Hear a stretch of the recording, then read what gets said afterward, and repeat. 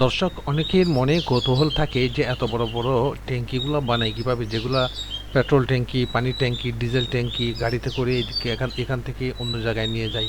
এই ট্যাঙ্কিগুলো কিভাবে বানায় এটা ছোট্ট একটা ভিডিওর মধ্যে আপনাদেরকে পুরো প্রসেসটা দেখাবো। আশা করি ধৈর্য ধরে পুরো ভিডিওটা দেখুন এবং ভালো লাগলে চ্যানেলটা সাবস্ক্রাইব করে ভিডিওটা লাইক করে দিন।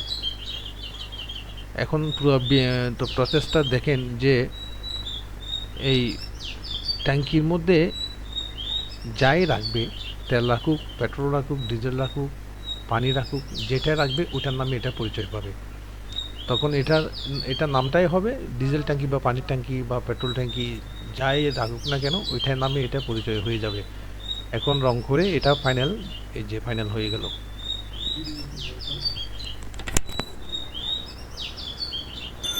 আজ ভিডিও এ পর্যন্ত।